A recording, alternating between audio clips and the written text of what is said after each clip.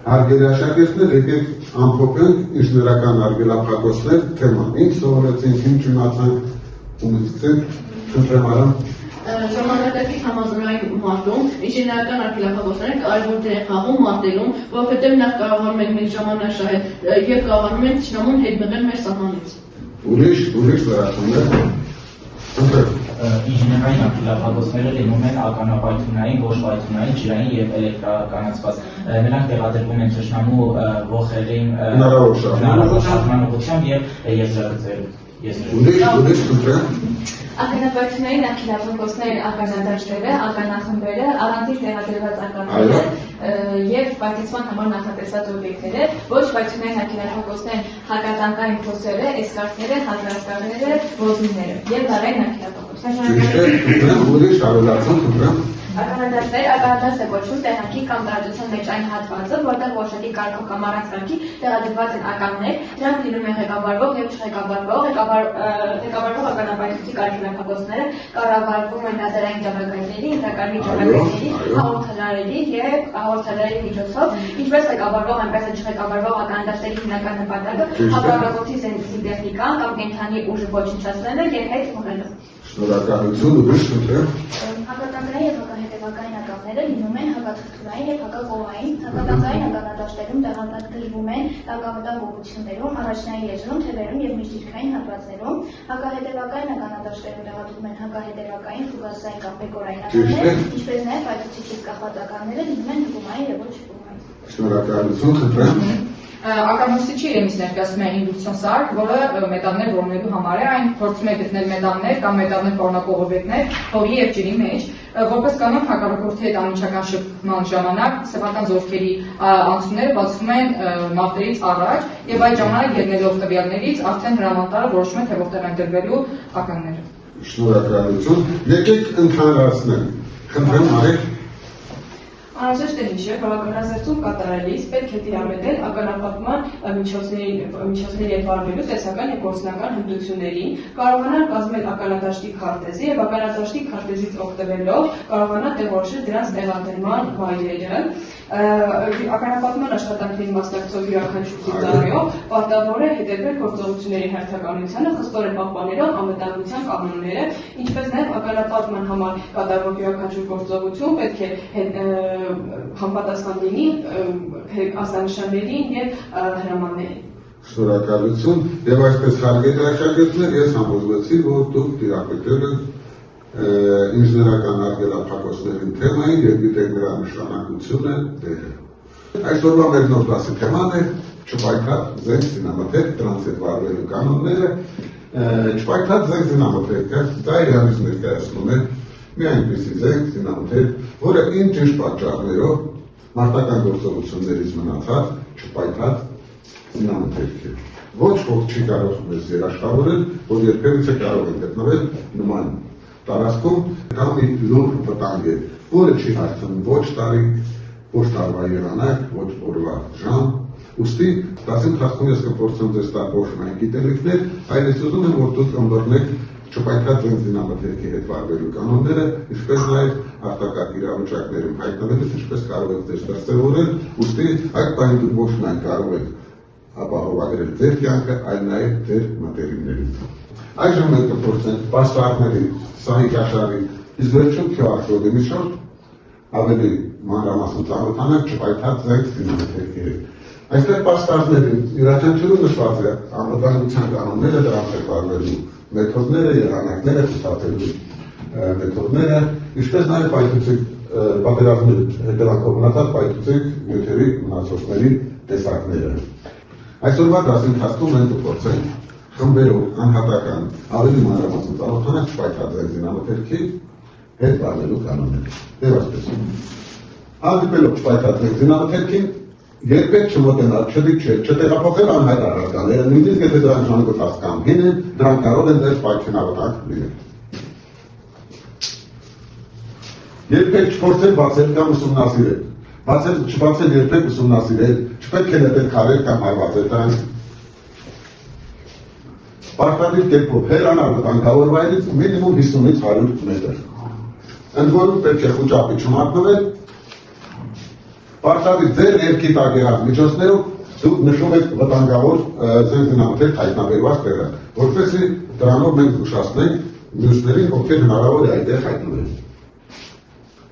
Պարտադիր կերպով հայտնաբերելով նման տարածք տեղեկացնել համապատասխան ծառայություններին, անմիջապես զանգահարել 911 կամ 112 ծայրահեղ դեպքերում կարող եք զանգահարել ձեր ծնողներին, ձեր տասնեկներին, ձեր տնօրենին, մեծահասակներից որևիցե մեկին։ Հատկապես պետք է ուշադրի լինել երեխաների նկատմամբ, երեխաներին պետք է բացատրել, որ չճանաչված մետաղական կամ ռազմական տեսք ունեցող առարկաները վտանգավոր են եւ երբեք չի կարելի դրանց վերցնել կամ շոշափել։ Հիմա,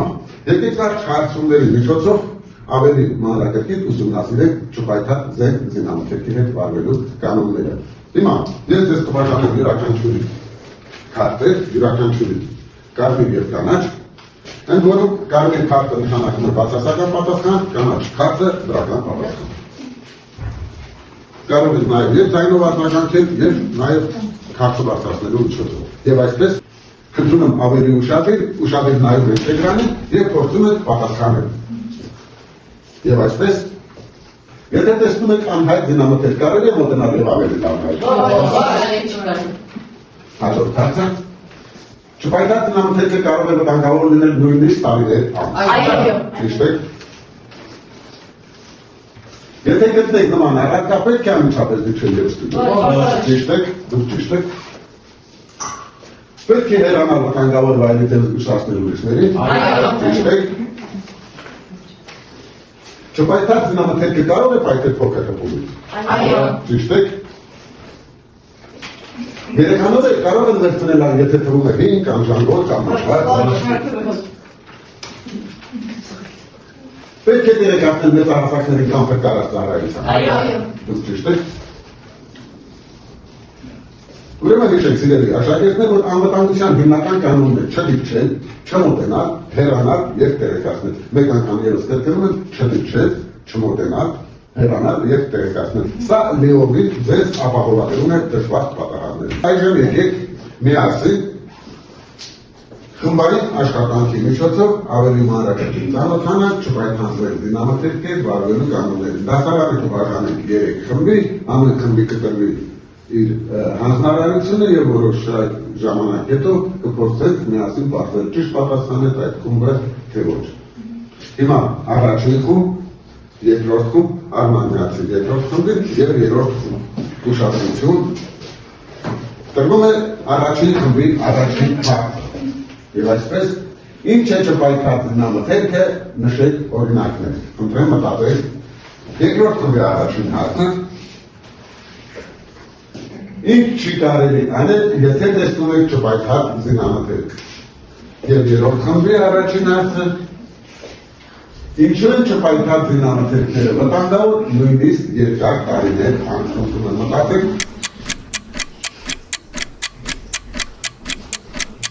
Առաջին խումբը պատրաստ եք։ Ինչ է չպայթած զինամթերքը նշեք օրինակներ, հիմնականում չպայթած զինամթերքը դա այն է, երբ պատերազմներից հետո այդ տարածքներում հանդիպում են դրան շանգոտած, մետաղի նման, թափոնի տեսք ունեցող առարկաներ են, որոնք ի սկզբանե անձեն աշխում երևում են անվտանգ, բայց իրականում մոտենալիս մենք տեսնում ենք, թե ինչ է կատարվում, դրա համար չպետք է մոտենալ։ Ինչպես շնորհակալություն չունեք ավելացում։ Ոչ։ Ճիշտ եք։ Երկրորդում։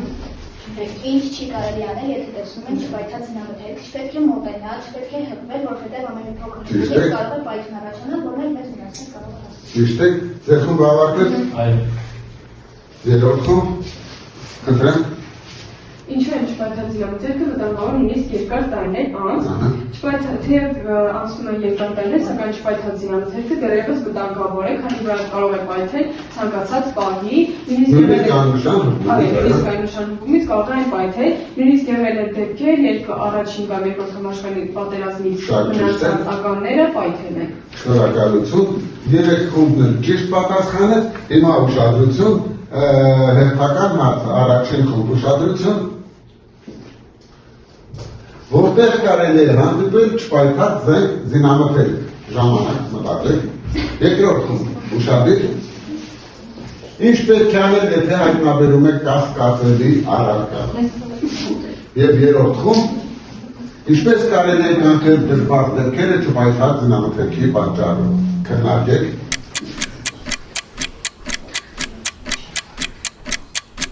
Առաջիկում պատրաստ եք, խնդրեմ։ Որտեղ կարելի է հանդիպել չպայթած զինամթերք։ Չպայթած զինամթերքները հիմնականում հանդիպում են սահմանամերձ տարածքներում, ինչպես նաև պատերազմի գոտիներում, որտեղ ժամանակին կամ ներկայումս է տեղի ունենում ճակատամարտեր։ Հիմա ուշադրեք նայեք այստեղ որ մարդերն են, նա բեր միասին տրամաբանեք։ Տավուշի մարզը, Ուրիշ, Գերարքունիքը, Բայասորեսյունիքը, ինչու համար են հատկապես։ որովհետև դրանք սահմանամերձ տարածքներ են։ Եվ հնարավոր է պատերազմների հետևանքով այդտեղ Մնացած լինեն զենք զինանշան։ շնորհակալություն, ճիշտ պատասխանեցիք։ Երկրորդում դուք պատրաստ եք, խնդրեմ։ Ինչ պետք է անել, եթե հայտնաբերում եք կասկածելի առարկա, հարկավոր է նախ առաջ հնարավոր է հեռու գտնվել այդ բանից եւ տեղեկացնել համապատասխան մարմիններին։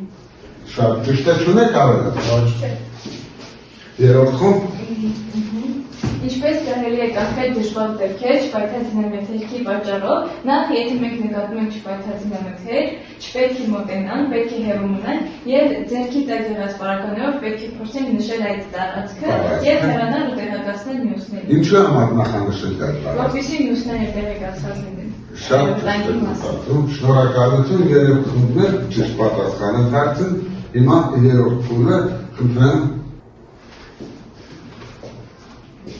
Առաջին խմբի երրորդ հարցը։ Ինչ նշաններով կարելի է կասկածել, որ առարկան կարող է լինել զինամթերք։ Երկրորդ խումբ։ Ինչպիսի վտանգներ կարող են առաջանալ, եթե մարդը դիպչի չպայթած զինամթերքին։ Մտածեք։ Երրորդ խումբ։ Ինչ պետք է անեն երեխաները, եթե խաղալիս տեսնում են կասկածելի առարկան։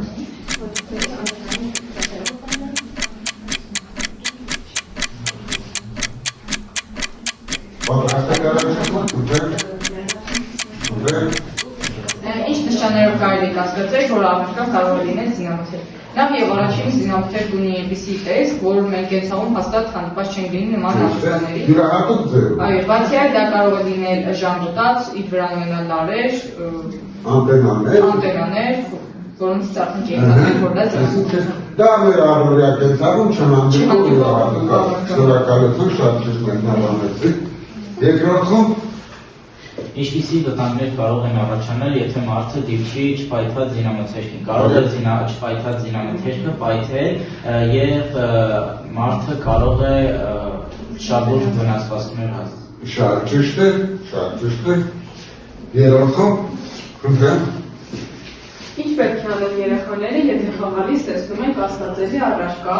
երեխաները անպայման չպետք է մոտենան, դիպչեն, հարված են օրինակ քարով կամ ոտքով, պետք է առանց խոճապի մատնվելու արագ հետ քաշվել եւ մեծահասակներին տեղեկացնել։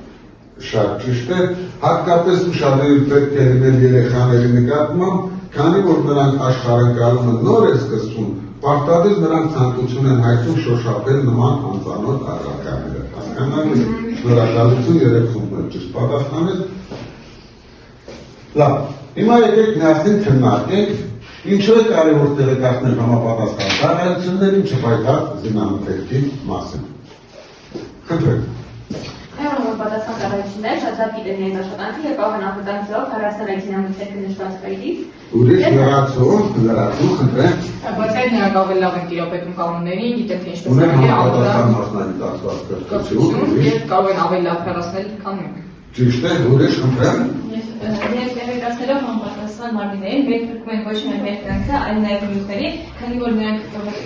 վնասազերծեն են վտանգը եւ փրկում են հազարավոր կյանքեր։ Շատ ճիշտ է, խնդրեմ։ Տեղեկացնելով համապատասխան ծառայությունների, նրանք անհապաղ անհրաժեշտ միջոցառումներ կձեռնարկեն այդ վնասազերծելու համար։ Մեր այսօրվա դասի նպատակը ոչ միայն ձեզ գիտելիք տալն է, այլ ձեր մոտ ձևավորել անվտանգ տեսակորցությունները տիրապետելու գաղտնիքները։ Մենք այսօր աշխատեցինք եւ խմբային, եւ անհատական, եւ փորձեցինք որքան հնարավոր է գտնել այն ճշտողները, որտեղ կարող են մեր գիտելիքները ցուցաբերել եւ հնարավորինս ավելի մաքսիմալ խուսափել դժվար պատահարներից։ Հիմա ես ինչպես ասացի, դասի ավարտում այս QR կոդի մեջ տեղադրված է սարքաշարի բոլոր տվյալները, ես ձեզ կխնդրեմ հեռախոսներով շնորհավորել տնային աշխատանքի։ Եվ հնարավորինս չափ կարող եք նաև օգտվել համացանցի զրույցներից եւ հետաքրքիր փաստեր հավաքել այս դասի վերաբերյալ։ Ինչպես դասի սկզբում ես ակնկալում եմ, ես համոզված եմ, որ դուք արդեն դիապետում եք չպայթացնեք զինամթերքի հետ վարվելու կանոններին եւ անհրաժեշտության դեպքում դուք կարող եք ձեր գիտելիքներով ապահովագրել ոչ միայն ձեր կյանքը, այլ նաեւ նրանց, ովքեր այդ պահին գտնվում են ձեր կողքին։